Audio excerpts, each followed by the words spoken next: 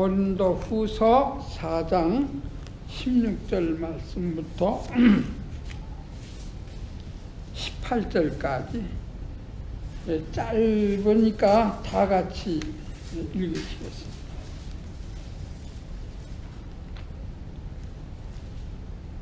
함께 읽으시겠습니다. 16절부터 18절까지. 그러므로 우리가 낙심하지 아니하노니 겉사람은 후패하나 우리의 속은 날로 새롭도다. 우리의 잠시 받는 환난에 경한 것이 지극히 크고 영원한 영광에 중한 것을 우리에게 이루게 함이, 우리의 돌아보는 것은 보이는 것이 아니요 보이지 않는 것이니, 보이는 것은 잠깐이요 보이지 않는 것은 영원함이니라. 오늘은 이 마지막 주일날 2017년 마지막 주일 겉사람과 속사람이라는 제목으로 오늘 본문 말씀을 가지고 말씀을 드리겠습니다. 하나님께서 천지 만물을 지으실 때에 첫째 날은 뭘 지었습니까? 빛을 지었죠. 빛을 창조하셨어요. 그 빛이 무슨 빛인지 모르지만 빛을 지으셨어요. 그리고 둘째 날은 물과 묻이 나누라. 그러니까 궁창을 졌어요. 하늘. 그리고 땅에는 오곡백과 무르익는 그런 은혜를 주셨습니다. 셋째 날에는 무엇을 지었습니까? 바다와 땅이 갈라져라. 그래서 묻이 드러나고 바다가 생겼습니다. 그래서 바다와 땅을 만드셨습니다. 넷째 날에는 무엇을 만들었습니까? 이 빛을 주관하는 해와 달과 별을 만드셨어요. 그래서 추나 추동이 생기게 했습니다. 해와 달과, 낮에는 해가, 밤에는 달과 별들이 주장하게끔 만들었어요. 그리고 다섯째 날에는 뭘 만들었습니까? 생물이라 그렇게 말하는데, 공중에는 새가 다니고 바다에는 물고기가, 각종 물고기가 생기게 되었습니다. 이것이 다섯째 날까지 창조하고 여섯째 날에 진짜를 창조했는데, 그게 뭡니까? 짐승과 사람을 창조했습니다.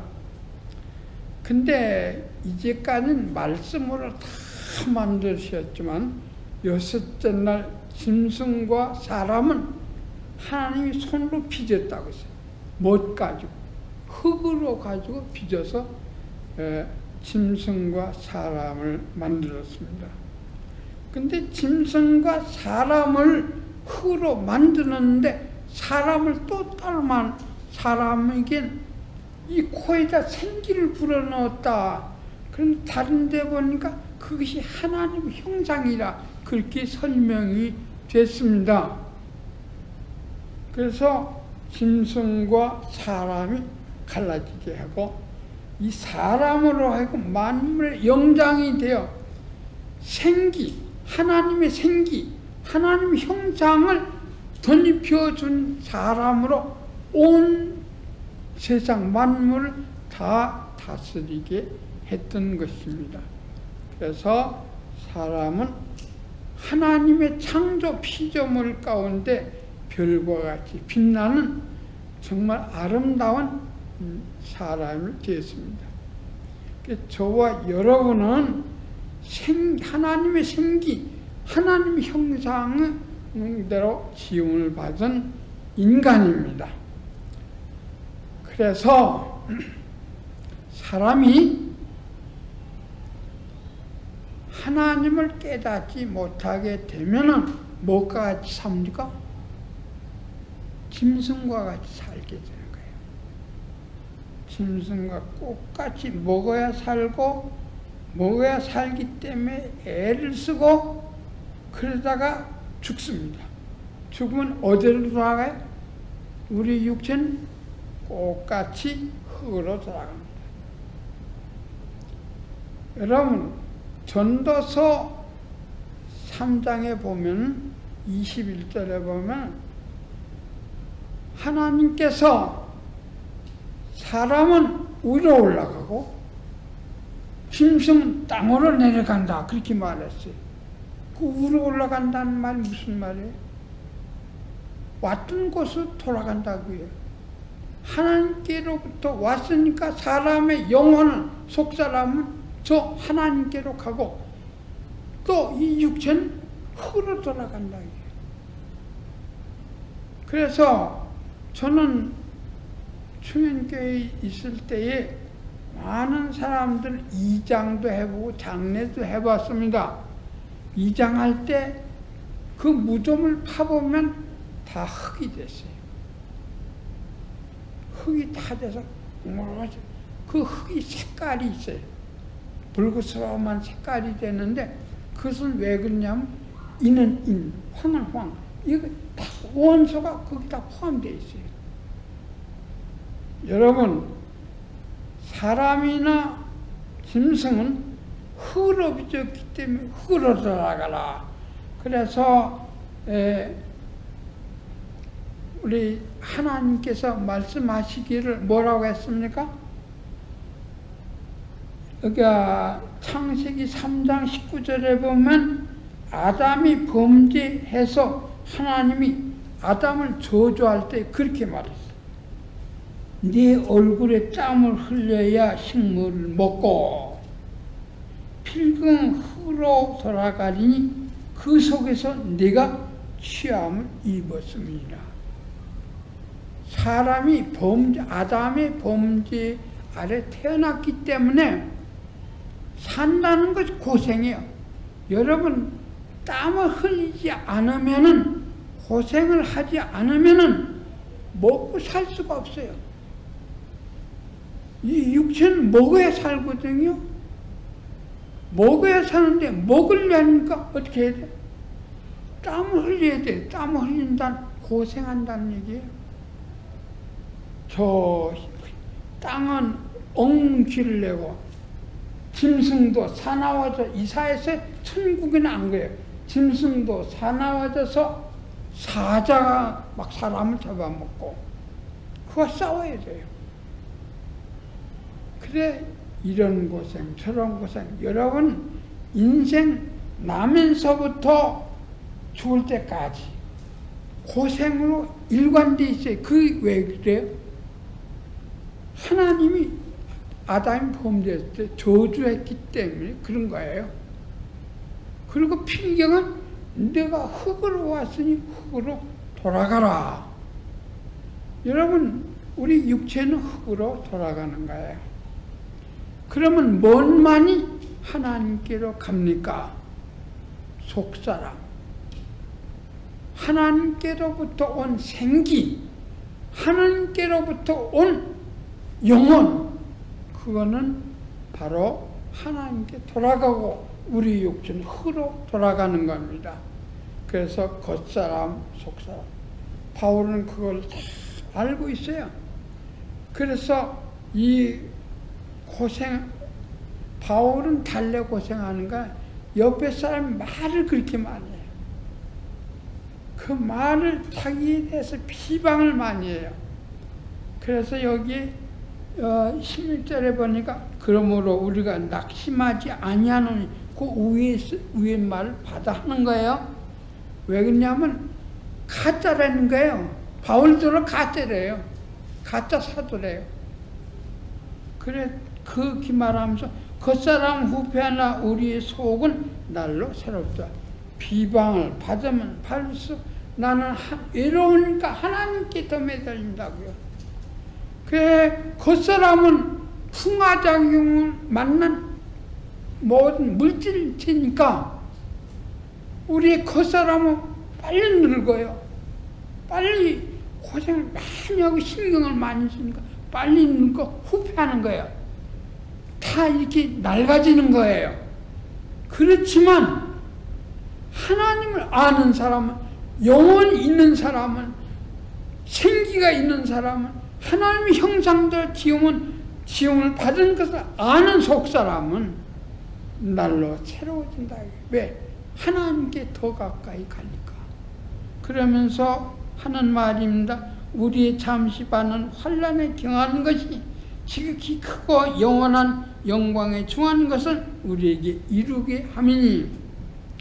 여러분, 우리는 세상에 살 때에 몸이 아프기도 하고, 그 남에게 비방을 듣기도 하고, 억울한 일 당하기도 하고, 사업이 안 되기도 하고, 참 신경 써야 할 일 많이 있어요. 왜? 나만 그런 것이 아니라 이 죄악 세상은 다 사탄이 다스리기 때문에 김정은이나 김일성 같은 사람이 있는가 하면 오택동과 스탈린 같은 사람이 있기 때문입니다. 사탄의 전적으로 움직여 적그리스도가 있어요. 이 세상은 그 사람들이 세력을 잡고 사는 거예요. 하나님도 모르는 사람이 세력을 잡고 사니 우리 믿는 사람이 속이 얼마나 상해요. 그래서 자연히 겉사람은 근심과 걱정 속에 살아야 되고, 어려움 속에 살아야 되고, 정직하게 산다는 것이 괴로움으로 바뀌어지고, 부지런히 산다는 것이 바로 어려움으로 바뀌어지는 것이에요. 그러나 하나님이 왜 그렇게 하시는지는 아무도 몰라요. 자, 시편 71편에 보니까 안 믿는 사람이 오히려 자기 요구보다 더 잘 되고, 병도 안 앓고, 자식도 잘 된다고 그랬어요. 그래서 내가 예수 믿어봤자 소용이 없다, 그렇게 믿는 사람이 생각했어요. 그것은 무엇을 말하는 거 아니? 예수 믿는 사람이 알지 못하기 때문에, 겉사람 속사람을 알지 못하기 때문에, 우리가 영원한 천국을 가지고 사는 걸 알지 못하기 때문에 마치 바나나 껍질을 밟은 것처럼 내가 미끄러질 뻔했다 그랬어요.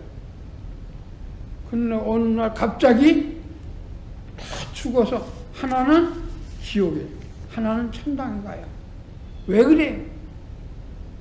여러분, 어떤 것이 축복이고 어떤 것이 진짜인지 알아야 되는 거예요.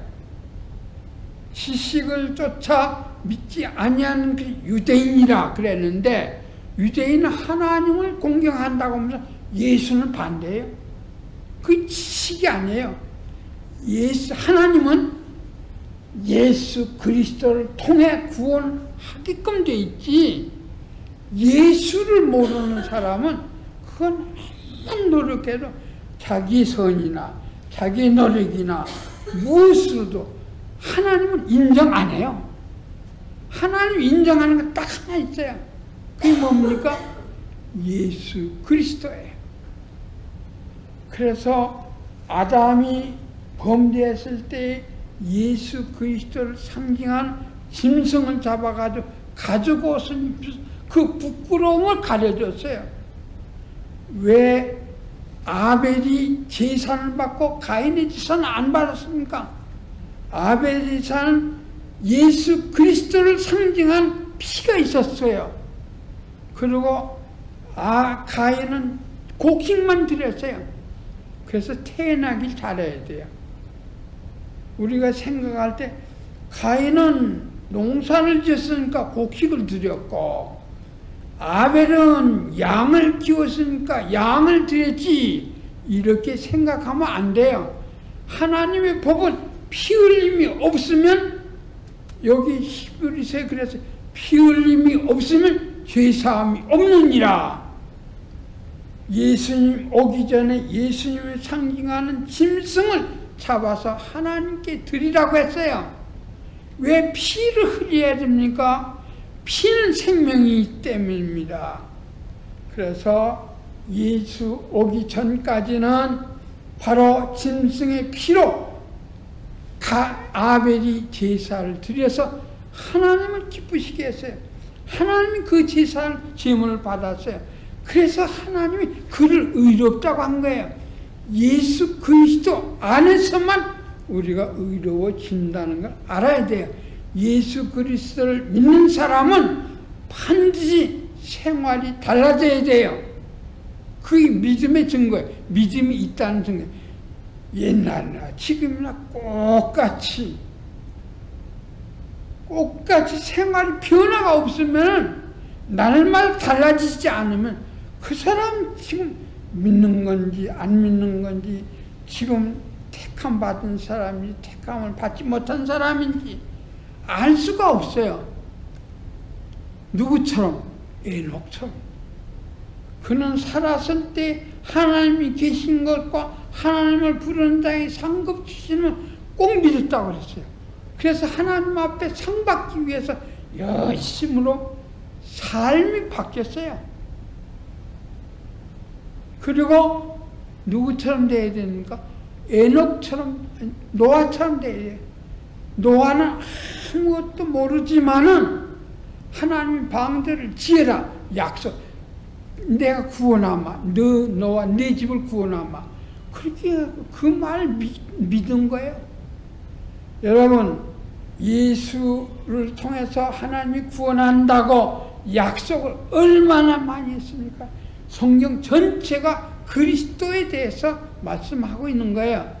이는 내게 대한 글이라. 예수님이 그랬어요. 그런데 사람들이 믿어요? 암만 설교를 해도 믿는 사람이 따로 있어요. 왜? 하나님께서 그 사람을 예수 그리스도를 보내야 믿는다 그랬어요. 너희가 나를 택한 것이 아니라 내가 너희를 택했다 그랬어요. 예수님이. 요한복음 15장에 그렇게 말씀하셨어요. 하나님께서 요한복음 14장에 하나님께서 내게 보내주지 않으면 아무도 내게 올 사람이 없다고 그랬어요. 내게 오는 사람은 결코 내가 내어쫓지 않는다고 말했어요. 여러분, 이것이 겉사람과 속사람이 다른 점입니다. 오늘 우리 다 같이 16절에서 18절까지 다시 읽겠습니다. 그러므로 우리가 낙심하지 아니하노니 겉사람은 후패하나 우리의 속은 날로 새롭도다. 우리의 잠시 받는 환난에 경하는 것이 극히 영원한 영광 중에 중한 것을 우리에게 이루게 하심이니 우리의 돌아보는 것은 보이는 것이 아니요 보이지 않는 것이니 보이는 것은 잠깐이요 보이지 않는 것은 영원함이라. 여러분, 영원한 것을 찾고 살래요? 잠깐 지나가는 것을 붙들고 살래요? 아무리 어리석은 사람이라고 여관집에 가서 하루나 이틀 묵어 있으면서 거기서 뭐 꽃 심고 나무 심고 그 집에다 뭐 별거 다 장식해 소용없어요. 자기 계약했나 오면 와야 되니까. 마찬가지에 우리가 이 세상에 아무리 집이 10채고 20채고 북무과 같은 집이 있고 자동차가 몇 대고 있는 것 다 쌓아놔도 소용없어요. 왜? 우리는 나그네니까. 우리는 잠깐 와서 가요. 여러분, 잠깐 있다 가는 그 여관집에다 장식하는 사람 아무도 없어요. 그렇다면 몰라서 그러지 지식을 따른 믿음이 아니기 때문에 그러지 우리는 이 세상에 잠깐 있다 가는 거예요. 영원한 것을 믿고 살아요. 그렇기 때문에 내가 당하는 육체의 고통, 어떤 비방이나 어떤 괴로움이나 어떤 것이라도 능히 하나님만 있으면 되는 거예요. 예수님만 있으면 되는 거예요. 그것 때문에 고민할 필요가 없어요. 오히려 이 모든 어려움이 나라고 육체를 고패하게 하지만 나라고 하나님 더 가까이 하게 하니 오히려 은혜될 수밖에 없는 거예요. 그러므로 우리에게는 낙심하는 것이 없습니다. 낙심하는 것이 없어요. 사랑하는 성도 여러분, 오늘 2017년 마지막 날입니다. 무엇을 위해서 살겠습니까? 영원한 것입니까? 그렇지 않으면 잠깐 있다가는 세상입니까?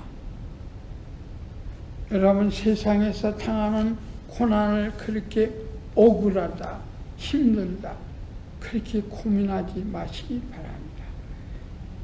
여러분, 하나님께서는 영원한 것을 우리에게 준비하셨을 뿐만 아니라 내가 기도할 때 하나님께서는 감당한 시험밖에는 시험하지 않는다 하셨사오니 하나님께서 내 어려움을 다 해결해 줄 줄로 압니다. 감당한 시험밖에는 시험하지 않으셔요. 저는 그렇게 생각해요. 하나님께서 나를 어떻게 잘하는 거 아니 내가 나를 아는 것보다 더 잘 알아요. 여러분 내 머리털 내가 알아요? 모르죠. 하나님 다 아세요. 몇 개인지 다 아신다고요. 우리가 우리 생각으로 상상 이해로 아는 거예요. 하나님 모든 것은 다 아세요. 하나님 저가 왜 고생을 해? 고생 후엔 어떤 축복을 받을 것인가 하는 거 다 알아요. 그러므로 순종이 제사보다 낫다고 했어요. 순종해야 돼요. 아브라함과 노아와 같이 그때 하나님께서 세상을 다 멸하실 때 저와 여러분은 그리스도의 이름으로 그 방주 위에서 영원한 생명을 계속해 후대가 있게 하는 거예요. 우리는 다 노아의 후손이에요. 함과 야벳과 셈과 함과 야벳 이 세 아들의 후손들이에요. 다 죽었어요. 저와 여러분 동양 사람인 게 셈의 자손이에요. 예수님도 셈의 자손으로 태어났어요. 함은 뭐예요? 사람들이 흑인들이 함이라 그렇게 얘기해요. 요새 유튜브에 보니까 막 아프리카에 그냥 마지막 때인 것 같아요. 아프리카의 찬양 소리가 넘치는 것을 보았어요. 너무나도 좋은 일이 아프리카 마지막에 생기는 것 같아요. 함의 자손들이 돌아오는 것 같아요. 여러분, 셈은 누구입니까? 맨 먼저 유럽 사람들이었어요, 셈이. 그러나 지금은 런던의 해교인이 시장이 돼요. 여러분, 우리는 육체를 의지하지 말고 속사람, 바로 육체는 잠깐이지만 속사람은 영원한 것입니다. 내 영혼이 찰리끔 해야 되는 것입니다. 우리 요한 3서를 읽고 마지막으로 끝내겠습니다. 요한 3서.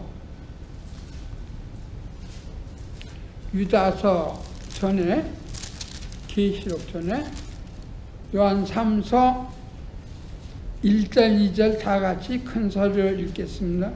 장로는 사랑하는 가이오 곧 나의 참으로 사랑하는 자에게 편지하노라. 사랑하는 자여, 내 영혼이 잘됨같이 네가 범사에 잘되고 강건하기를 내가 간구하노라.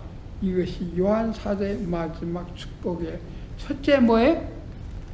영혼이 잘되고, 두 번째 뭐예요? 범사가 잘되고. 여러분들 하는 손으로 잘되기를 바랍니다.